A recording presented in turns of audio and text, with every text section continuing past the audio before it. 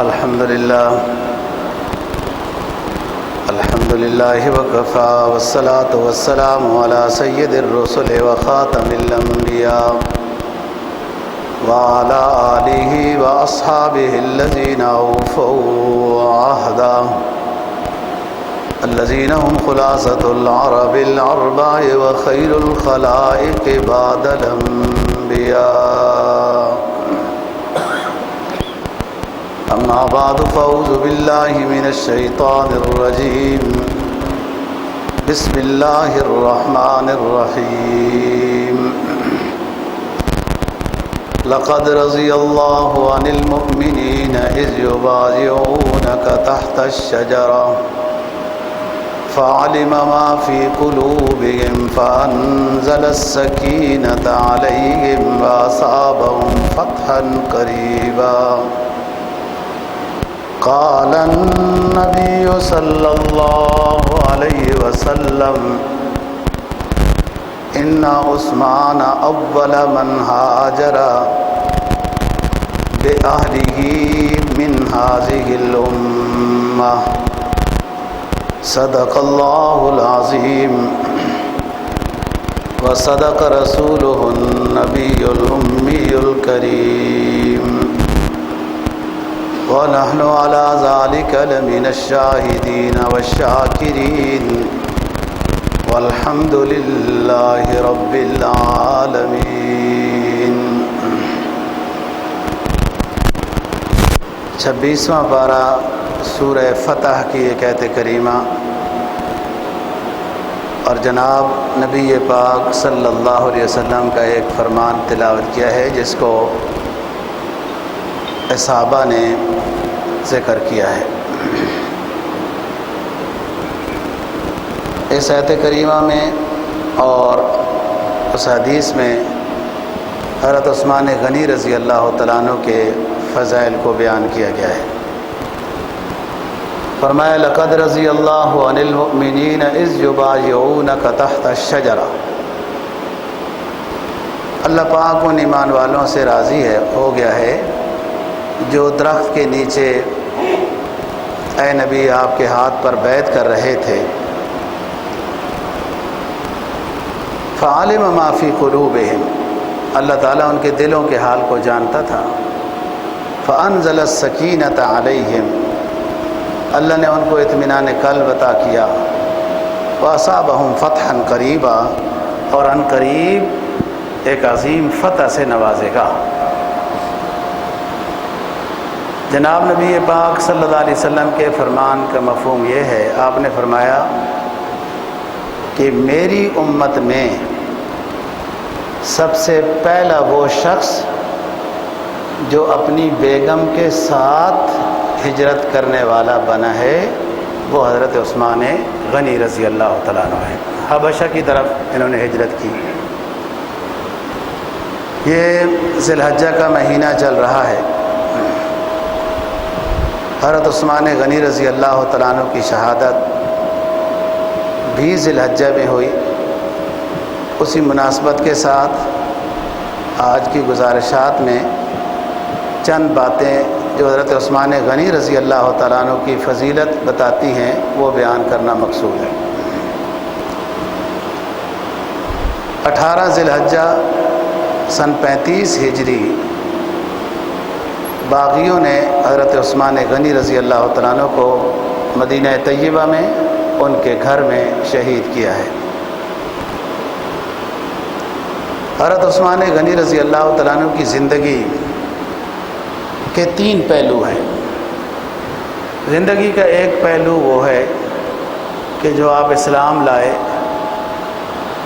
اور ہجرتیں کی، پھر آپ مدینہ میں مقیم رہے. خلافت عمر کے اختتام تک حضرت عثمان غنی کی زندگی کا ایک حصہ یہ ہے. حضرت عثمان غنی رضی اللہ تعالیٰ عنہ کی زندگی کا دوسرا حصہ شروع ہوتا ہے ان کی خلافت سے، جو تقریباً 12 سال ان کی خلافت ہے. یہ ان کی زندگی کا دوسرا حصہ ہے. بے شک یورپ کا علاقہ وغیرہ یہ حضرت امیر معاویہ رضی اللہ تعالیٰ عنہ کے زمانے میں فتح ہوئے، لیکن ابتدا حضرت عثمان غنی رضی اللہ تعالیٰ عنہ کے زمانے سے ہو گئی تھی۔ بحری بیڑا، سمندری بڑا جہاز بے شک بنانے کا شرف حضرت امیر معاویہ رضی اللہ تعالیٰ عنہ کو حاصل ہوا ہے، لیکن خلافت عثمان رضی اللہ عنہ کے زمانے میں ان کو اجازت دی گئی تھی۔ حضرت امیر معاویہ اپنے گورنری کے زمانے میں حضرت عمر سے پوچھتے رہے کہ آپ مجھے بحری بیڑا بنانے کی اجازت دیں اور ہم یورپ کے علاقوں میں جاتے ہیں، لیکن حضرت عمر فاروق یہ اپنی حکمت سے کہہ دیں، انہوں نے کہا کہ پہلے ان علاقوں کو صحیح ٹھیک کر لیتے ہیں پھر آگے چلیں گے۔ حضرت عثمان غنی رضی اللہ تعالیٰ عنہ نے اجازت دے دی ہے۔ صحیح معنی میں جہاد تو یورپ کے علاقوں میں حضرت امیر معاویہ رضی اللہ تعالیٰ عنہ کے زمانے میں ہوا، لیکن اس کی بنیاد حضرت عثمان غنی رضی اللہ تعالیٰ عنہ کی خلافت میں ہو گئی تھی، رکھ دی گئی تھی۔ تو زندگی کا ایک پہلو تو خلافت سے پہلے کا ہے ان کا، حضرت عثمان غنی رضی اللہ تعالیٰ عنہ کی زندگی کا دوسرا پہلو وہ خلافت کا زمانہ ہے، اور انہوں نے اس میں بہت بڑے بڑے کارنامے انجام دیے ہیں۔ حضرت عثمان غنی رضی اللہ تعالیٰ عنہ کی زندگی کا تیسرا پہلو جو انتہائی دردناک داستان رکھتا ہے وہ ان کی شہادت ہے۔ اسلامی تاریخ میں جہاں اور بہت سارے مظلوم شہید کیے گئے ہیں، ان میں سے حضرت عثمان غنی رضی اللہ تعالیٰ عنہ بھی ہیں کہ باوجود طاقت کے، فوج کے، اختیارات کے، انہوں نے اپنی طرف سے جنگ کا یا قتل و قتال کا حکم نہیں دیا۔ حضرت عثمان غنی رضی اللہ تعالیٰ عنہ کی زندگی کے یہ تین پہلو ہیں جن میں سے میں پہلے حصے کے اوپر گفتگو کروں گا، اور وہ ہے اسلام لانے سے لے کر خلافت کے زمانے تک آپ کیسے تھے اور آپ کا کیا کارنامہ تھا۔ یہ بنو امیہ میں سے ہے۔ آپ صلی اللہ علیہ وسلم بنو ہاشم میں سے ہیں۔ حضرت ابو بکر بنو تمیم میں سے ہیں۔ حضرت عمر رضی اللہ تعالیٰ عنہ بنو عدی میں سے ہیں۔ یہ جد قریب کا ذکر ہے، دو دادوں کے اوپر دادا، بنو امیہ، بنو عدی، بنو تمیم، آپ صلی اللہ علیہ وسلم بنو ہاشم۔ میں ایک چھوٹی سی بات سمجھانا چاہتا ہوں۔ یہ مکی ہیں سارے، اور مکہ کوئی اتنا بڑا شہر نہیں تھا اس زمانے میں۔ یہ کچھ پشتوں کے بعد یہ چاروں حضرات بھی، آپ صلی اللہ علیہ وسلم بھی، سب کا شجرہ نسب ایک ہو جاتا ہے، بھلے بنو عدی ہو، بھلے بنو تمیم ہو، بھلے بنو ہاشم ہو، بنو امیہ ہو۔ حضرت عثمان غنی رضی اللہ تعالیٰ عنہ چند داداؤں کے بعد اوپر شجرہ نسب ایک ہی ہے، لہذا تفریق کرنا کہ وہ بنو امیہ تو وہ بنو فلاں، یہ بعد کے بے انصاف تاریخ دانوں کا کام ہے۔ یہ اوپر ایک ہے، بعد کے تاریخ دان جو بے انصاف گزرے ہیں انہوں نے یہ چمے گوئیاں کی ہیں اور یوں باتیں ڈالی ہیں۔ یہ بات ختم ہو گئی، کوئی ایسی تفریق نہیں تھی۔ بنو امیہ، حضرت عثمان غنی رضی اللہ تعالیٰ عنہ بنو امیہ میں ہیں، اور آپ صلی اللہ علیہ وسلم نے 2 صاحبزادیاں دی ہیں۔ اگر بنو امیہ جو ہے وہ کوئی اور ہی چیز ہوتے ہیں، تو آپ نے اپنی بیٹیاں کیوں دی ہیں؟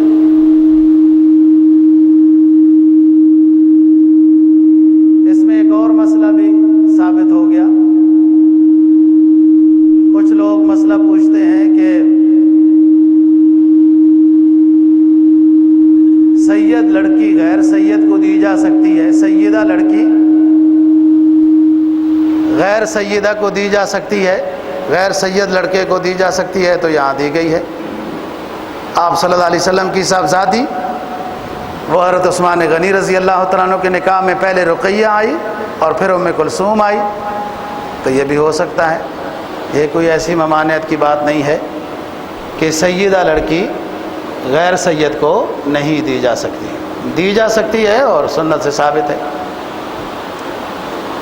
حضرت عثمان غنی رضی اللہ تعالیٰ عنہ بنو امیہ میں سے ہونے کے ساتھ ساتھ ایک بڑے عظیم تاجر شمار ہوتے تھے، اور بڑے تاجروں میں سے تھے۔ جو چند ہوتے ہیں نا، 22 خاندان یا 44 خاندان، 22 خاندان۔ ایوب کی بھی سوچ یہی تھی کہ 22 کو ہی نوازنا ہے، ادھر ادھر نہیں جانے دینا۔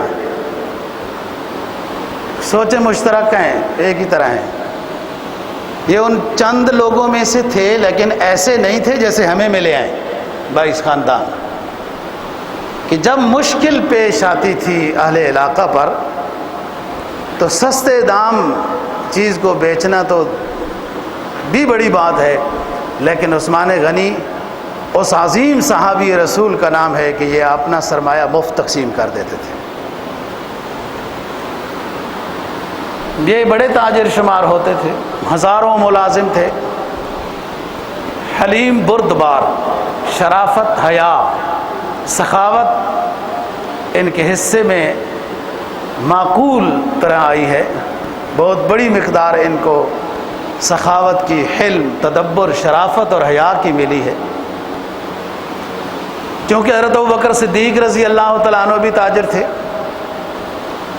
ابوبکر کی تجارت کا زیادہ حصہ کپڑے کے کاروبار کے ساتھ متعلق تھا، ان کی تجارت کا حصہ اکثر غلات کی، اناج کے متعلق تھا حضرت عثمان غنی رضی اللہ۔ تو تاجر دوست ہوتا ہے۔ حضرت ابوبکر صدیق رضی اللہ تعالیٰ عنہ کے اسلام لانے کی جب ترتیب آئی، سب سے پہلے وہ مسلمان ہوئے۔ آپ صلی اللہ علیہ وسلم کے دوست تھے، اور وہ بھی تجارت پیشہ، کہ آپ کے ساتھ تجارت جو فہیرہ غلام جو حضرت خدیجہ رضی اللہ تعالیٰ عنہ کا تھا وغیرہ، نکاح کی بھی یہی شکل بنی۔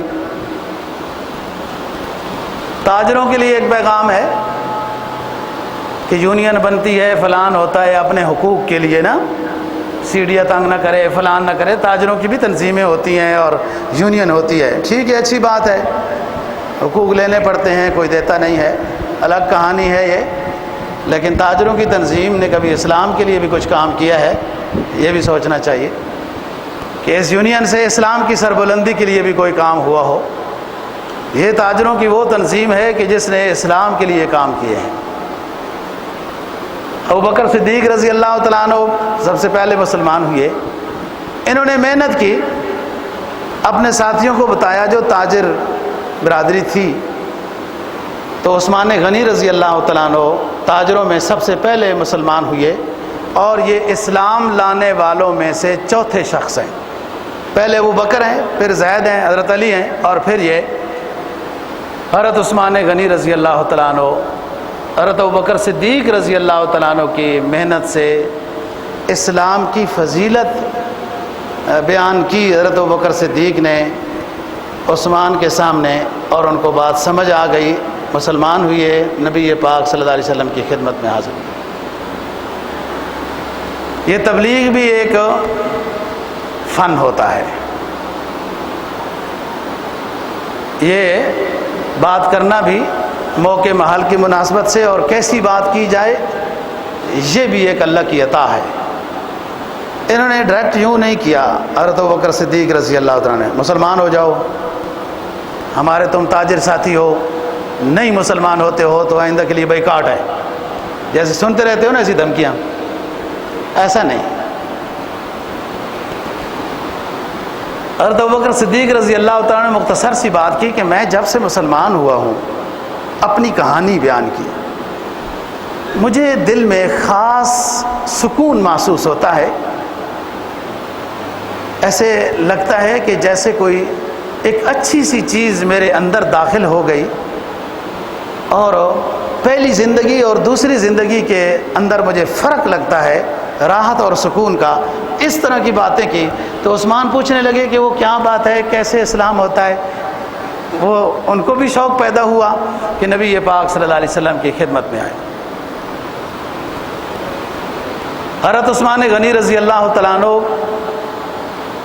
کا بڑا کاروبار تھا، میں نے بتایا ہزاروں ملازم تھے، ہزاروں اونٹ تھے وغیرہ جو شام سے غلہ وغیرہ لاتے تھے، لیکن ایک سسٹم طے تھا، یعنی ایسی کوئی پریشانی نہیں ہوتی تھی کہ 24 گھنٹے ادھر ہی بیٹھے رہیں، اور دنیا کا نظام توکل سے چلتا ہے دوستو، کسی پر بھروسہ کرنا ہی پڑتا ہے۔ جب نبی پاک صلی اللہ علیہ وسلم نے اپنی بیٹی حضرت رقیہ رضی اللہ عنہا کا نکاح حضرت عثمان غنی رضی اللہ تعالیٰ عنہ سے کیا، تو اس کے بعد آپ نے ہجرت کی اجازت دی کہ جو جانا چاہے، حبشہ کا بادشاہ اچھا ہے، ہجرت کر کے آپ لوگ حبشہ میں جا سکتے ہیں۔ اور لوگ بھی تیار ہوئے، جس میں حضرت عثمان غنی رضی اللہ تعالیٰ عنہ اپنی گھر والی حضرت رقیہ کے ساتھ حبشہ کی طرف چلے گئے، اور پیچھے وہ نظام چل رہا ہے تجارت وغیرہ جو کچھ۔ آپ صلی اللہ علیہ وسلم کی 4 صاحبزادیاں ہیں، رقیہ، ام کلثوم،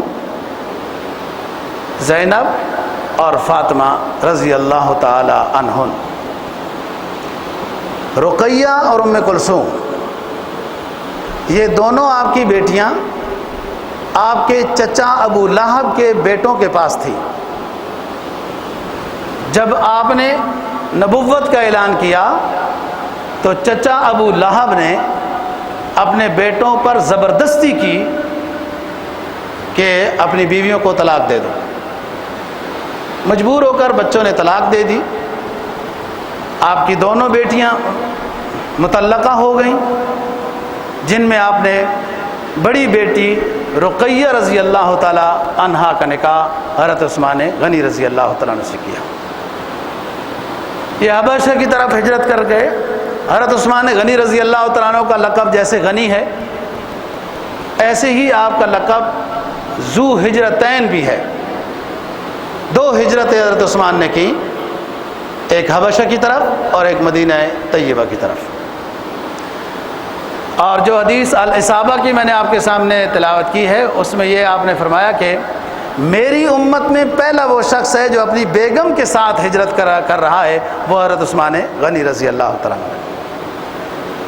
پھر جب آپ کو پتہ چلا کہ نبی پاک صلی اللہ علیہ وسلم مدینہ طیبہ میں تشریف لے آئے ہجرت کر کے، تو عثمان غنی نے ہجرت کی ہے اور مدینہ طیبہ میں آ گئے۔ سن 2 ہجری میں، جس میں غزوہ بدر ہوا،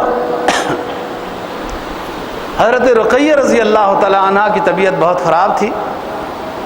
حضرت عثمان غنی رضی اللہ تعالیٰ عنہ کو آپ نے مدینہ میں رہنے کا حکم دیا کہ آپ بدر میں ہمارے ساتھ نہ آئیں، پیچھے دیکھنے والا ان کو کوئی نہیں ہے۔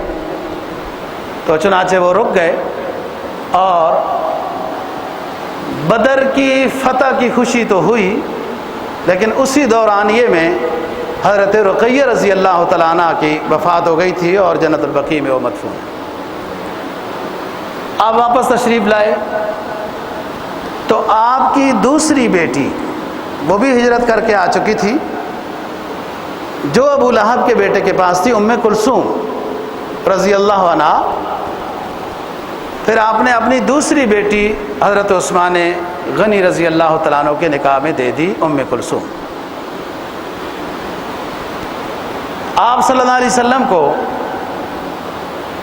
ابو لہب کے بیٹوں کی طرف سے تو اپنی بیٹیوں سے متعلق تکلیف ہوئی، لیکن عثمان غنی رضی اللہ تعالیٰ عنہ کی طرف سے کبھی بھی آپ کو اپنی بیٹیوں کے بارے میں دکھ نہیں ہوا، اس لیے آپ حضرت عثمان کی بہت تعریف کرتے تھے۔ 6 سال کے بعد آپ صلی اللہ علیہ وسلم کی حیات میں 6 سال کے بعد ام کلثوم رضی اللہ عنہا کی بھی وفات ہو گئی، اور آپ نے یہ فرمایا کہ عثمان، میرے پاس اگر اور بیٹی ہوتی تو میں ضرور آپ کے نکاح میں دے دیتا، لیکن میرے پاس بیٹی نہیں ہے۔ بے شک نہیں ہوا، لیکن اس سے حضرت عثمان غنی رضی اللہ تعالیٰ عنہ کا مقام تو پتہ چلتا ہے کہ یہ شخص کتنا اچھا ہے، اور نبی پاک صلی اللہ علیہ وسلم ان کو اور رشتہ دینے کے لیے بھی تیار ہے۔ حضرت عثمان غنی رضی اللہ تعالیٰ عنہ کی خوبی ذو ہجرتین ہوئی اور ذوالنورین ہوئی۔ دنیا میں آدم سے لے کر آپ صلی اللہ علیہ وسلم تک، آدم علیہ السلام سے لے کر آپ صلی اللہ علیہ وسلم تک کسی شخص کو یہ سعادت نصیب نہیں ہوئی کہ اس کے نکاح میں پیغمبر کی 2 بیٹیاں آئی ہوں۔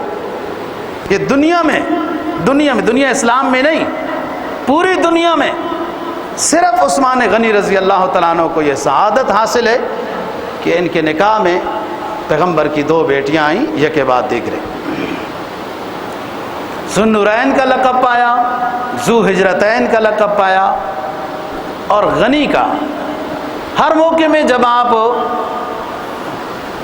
اعلان فرماتے حضرت عثمان غنی رضی اللہ تعالیٰ عنہ بڑھ بڑھ کر آگے آتے، تو آپ نے فرمایا کہ عثمان تو غنی ہے، جیسے اللہ تعالیٰ کی یہ صفت ہے تو ضمناً صفت جو ہے وہ آپ کے فرمان سے حضرت عثمان غنی رضی اللہ تعالیٰ عنہ کو یہ دی گئی ہے۔ یاد رکھیے، اللہ تعالیٰ کی صفات 2 طرح کی ہیں۔ ایک صفات ذاتیہ ہیں جس میں شرکت غیر جائز نہیں ہے، اللہ خالق ہے، مالک ہے، رازق ہے وغیرہ، اس میں کسی دوسرے کو شریک کرنا جائز نہیں۔ کچھ اللہ تعالیٰ کی صفات ایسی ہیں کہ جو انسان کی بھی ہو سکتی ہیں، مثلا اللہ تعالیٰ کی صفت ہے رؤوف۔ رؤوف نبی پاک صلی اللہ علیہ وسلم کی بھی صفت ہے مہربان ہونا، مہربان کوئی شخص بھی ہو سکتا ہے، ایسی غنی بھی صفت ہے۔ جب مدینہ طیبہ میں تشریف لائے تو پہلے بھی لوگوں کو کچھ مشکلات ہوں گی، لیکن یہودی کے پاس جو بیر روما ایک کنواں تھا، اب تک ہے، اس نے مسلمانوں کے بارے میں سختی کر دی ہے، پانی دینے کے بارے میں، اور رسول پاک صلی اللہ علیہ وسلم نے یہ بات بار بار مجلسوں میں کہی ہے کہ اس کنویں کو خریدنا چاہیے تاکہ مسلمانوں کو کسی کو بھی پانی سے متعلق تکلیف نہ ہو۔ ابتدائی دور تھا، اور مدینہ طیبہ میں اس وقت جو پانی پینے کے قابل تھا وہ اس کنویں کے علاوہ اور کوئی نہیں تھا۔ بعد میں بہت کنویں آپ صلی اللہ علیہ وسلم کے برکت سے بن گئے، حضرت عمر کا بھی تھا وغیرہ وغیرہ اس طرح، لیکن ابھی ابتدائی دور میں ایسا معقول پانی والا کنواں جو پینے کے لحاظ سے اچھا ہو اور کوئی کنواں نہیں تھا، اور اس کا مالک ایک یہودی تھا، اور مسلمانوں کے بارے میں وہ سختی کرتا تھا اور بیچتا تھا، یعنی پانی، اور اس بیچنے کے باوجود بھی سوشلزم نظام، کوٹا سسٹم، کارڈ بناؤ پھر پاؤ پاؤ چینی کی لائن لگاؤ، قوم کو اسی طریقے سے بیوقوف بناؤ۔ سمجھ رہے ہو بات؟ حافظے صحیح ہیں آپ کے، ماضی کی تاریخ جانتے ہو۔ تو مسلمانوں کو پانی بیچتا تھا اور بیچنے کے باوجود بھی تذلیل کرتا تھا۔ نبی پاک صلی اللہ علیہ وسلم نے اعلان فرمایا، حضرت عثمان غنی رضی اللہ تعالیٰ عنہ اس کام میں لگ گئے، اور کنواں چند 100 درہم کا تھا، چند 100 درہم کا۔ اب اتنی بڑی ترقی کے باوجود بھی آپ کنواں جا کے دیکھیں، میں نے دیکھا ہے، چھوٹا سا ساتھ بازار بھی ہے کھجوروں کا۔ اتنے ترقی کے باوجود بھی اب بھی کنواں چند لاکھوں کا ممکن ہے، ایسا نہیں تھا۔ چند 100 درہم کا وہ کنواں تھا، وہ مانتے ہی نہیں تھا یہودی، یہ آفر دیتے رہے، منواتے رہے، حتیٰ کہ آدھا کنواں 12,000 درہم میں حضرت عثمان غنی رضی اللہ تعالیٰ عنہ نے خرید کر نبی پاک صلی اللہ علیہ وسلم کی خدمت میں عرض کیا کہ حضور ایک دن وہ لوگ پانی پئیں گے اور ایک دن ہم پئیں گے۔ وہ مانتا ہی نہیں تھا، بڑی مشکل سے میں نے آدھا کنواں خریدا ہے۔ آپ صلی اللہ علیہ وسلم نے دعا دی اور فرمایا مزید بھی اللہ کامیابی عطا فرمائے۔ تو پھر دوسرا حصہ چند دن بعد، کچھ عرصے بعد 8,000 درہم کا خریدا گیا۔ یہ تقریباً 50-60 لاکھ روپے بنتا ہے موجودہ دور میں۔ اور وہ اتنا نہیں تھا صرف مسلمانوں کو کہ یہ خرید ہی نہیں سکیں گے، یہ ایسا ہوگا ہی نہیں۔ یہ وہی بات ہوئی جو حضرت بلال رضی اللہ تعالیٰ عنہ کا بھی اس نے ریٹ لگایا، یہ وہی بات ہوئی جیسے حضرت سلمان فارسی رضی اللہ تعالیٰ عنہ کا اس کے آقا نے بہت بڑے سونے کا گویا کہ وہ ریٹ لگایا تھا کہ نہ یہ دے سکیں گے نہ آزادی ہوگی، وہ بھی یہودی تھا۔ بہرحال حضرت عثمان غنی رضی اللہ تعالیٰ عنہ نے کنواں خرید کر یہ وقف کیا، اور اس میں سرکار دو جہاں صلی اللہ علیہ وسلم کا یہ فرمان ہے کہ یہودی نے تو تقسیم کر رکھا تھا یا مسلمانوں کو، نہیں، ہم ایسے نہیں ہیں، بس جس کا جب دل چاہے جیسے دل چاہے، رات ہو دن ہو، سب کے لیے پانی مفت ہے، وقف ہے، فی سبیل اللہ ہے، کوئی پابندی نہیں ہے۔ سرکار کے ایسے شفقتوں والے احکام، پیغامات یا اسوہ سے بہت فائدے ہوئے ہیں، بہت فائدے ہوئے ہیں، اس سے کئی یہودی متاثر ہوئے۔ یاد ہے کہ رئیس المنافقین کا آپ جنازہ پڑھانے لگے، عبداللہ بن ابی بن سلول کا، جس نے حضرت عائشہ صدیقہ رضی اللہ تعالی عنہا پر تہمت لگانے میں کردار ادا کیا، لوگوں کو بھی جمع کیا، پروپیگنڈا کیا وغیرہ۔ حضرت عمر نے منع کیا، آپ نے کہا مجھے نہیں منع کیا گیا جنازہ پڑھانے سے، کوئی بات نہیں، چھوڑو۔ جنازہ پڑھا دیا گیا، اس کے بعد منع کر دیا گیا کہ آئندہ جنازہ نہ پڑھانا۔ آپ نے جو اس منافق کا جنازہ پڑھا دیا، عمر کی رائے نہیں تھی، جنازہ پڑھانے کے بعد وہی نازل ہوئی کہ آئندہ کسی منافق کا جنازہ آپ نے نہیں پڑھانا، لیکن جنازہ تو پڑھا دیا گیا۔ صرف اس بات کو دیکھ کر بہت سارے منافقین سچے مسلمان ہو گئے تھے۔ تاریخ آپ پڑھیں کہ یار یہ شخص کہ جس کو ہم نے اتنا ستایا، اتنی تکلیف دی، انسان اپنی ذات کے لحاظ سے نا بہت ساری تکلیفیں اس انداز میں برداشت کر لیتا ہے کہ پتہ بھی نہیں چلتا، لیکن اولاد اور اپنی بیگم کے بارے میں بلا وجہ کی اس طرح کی کوئی باتیں اذیت والی ہوں تو تکلیف ہوتی ہے اور برداشت بھی نہیں ہوتی۔ لیکن آپ کے اس حلیمانہ کردار کی وجہ سے بہت سارے منافقین نے آ کے مدینہ میں توبہ کی کہ مسجد نبی میں کہ ہم اس کے ساتھ تھے اور یوں تھا، لیکن آپ کی اس ادا نے ہمیں اتنا متاثر کیا کہ ہم سچے آپ کے غلام بن گئے۔ بات کر رہا ہوں کہ بیر روما کو حضرت عثمان غنی رضی اللہ تعالیٰ عنہ نے یہ وقف کیا اور وغیرہ، یہ بہت بڑا کارنامہ تھا، صدقہ جاریہ بھی ہے، اور اس وقت کے لحاظ سے مسلمانوں کو ایک ذلت سے نکالنے کا بہت بڑا کام تھا۔ بہت سارے وہ علاقے دوستو جہاں مسلمانوں کی آبادی کم ہے، آپ کے اطراف میں، آپ کے ملک میں، وہاں دوسرے لوگ غالب ہیں، ان دوسرے لوگوں نے بڑے اچھے اچھے ہسپتال بنائے، یہ کیا وہ کیا، اس مذہب کے لوگوں نے ہسپتال بنائے، اور ان کے جو نظریے والے ہیں ان کا علاج مفت ہوتا ہے، مسلمانوں کا پیسوں پر ہوتا ہے، اور ہوتا ہی نہیں ہے اور لائنیں لگتی رہتی ہیں۔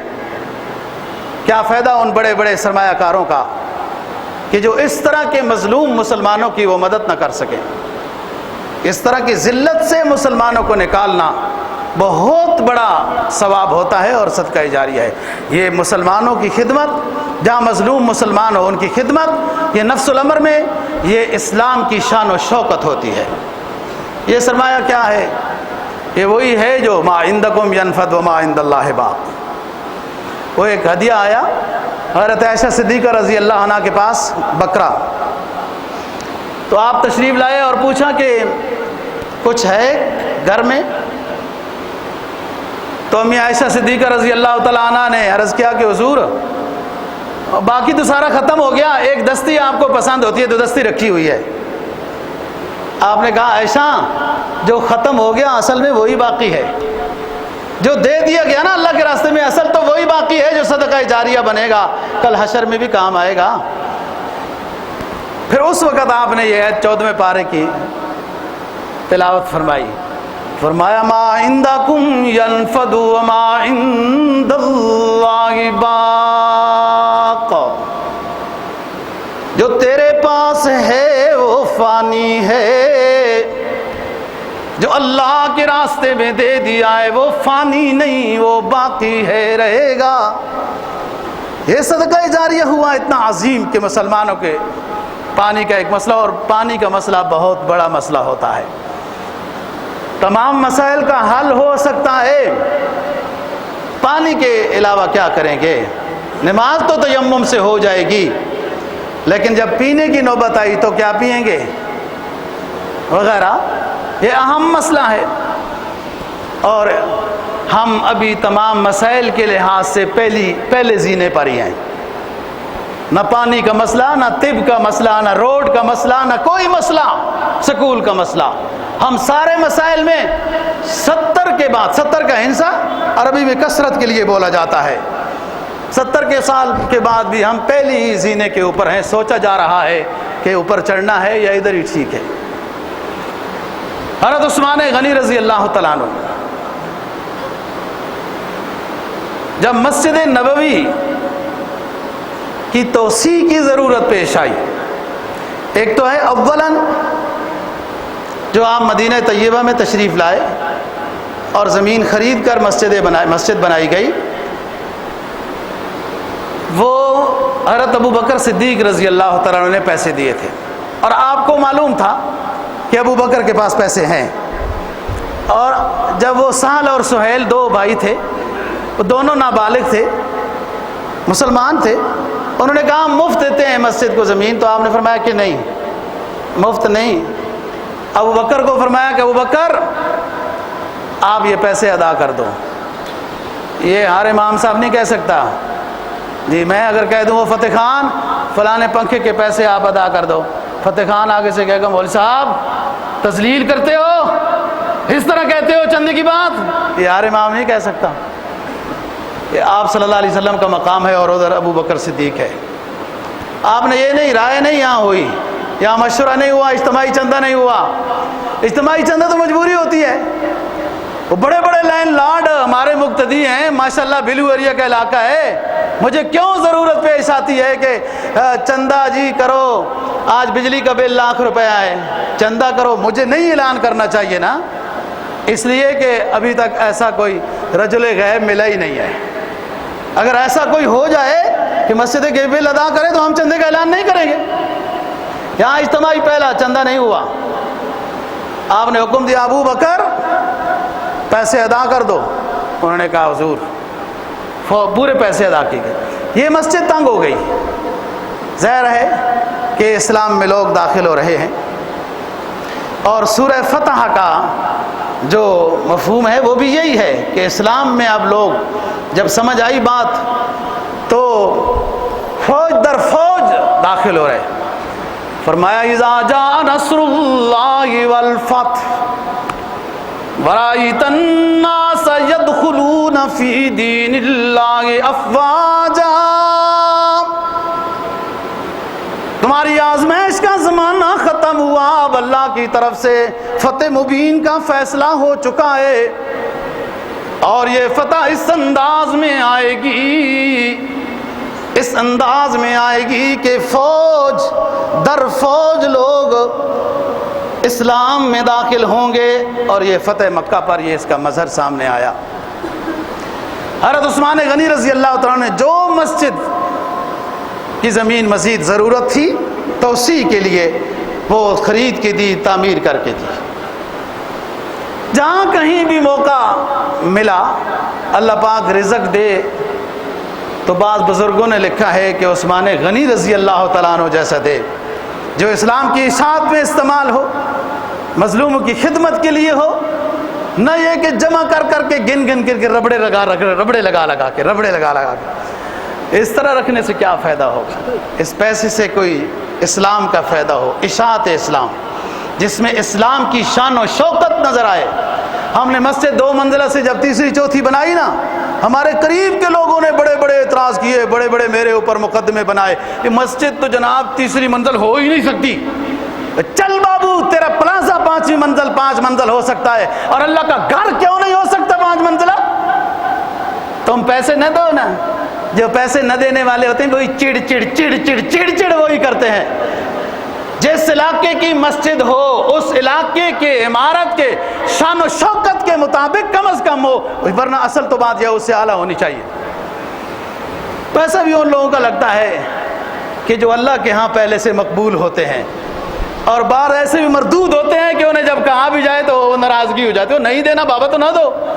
ناراض کیوں ہوتے ہو؟ چندے کا بکس تمہارے سامنے سے گزر جاتا ہے، آپ نیچے ہی دیکھتے رہو نا، آپ کو کچھ تو کہا نہیں جاتا، جس کا دل چاہتا ہے وہ دے گا۔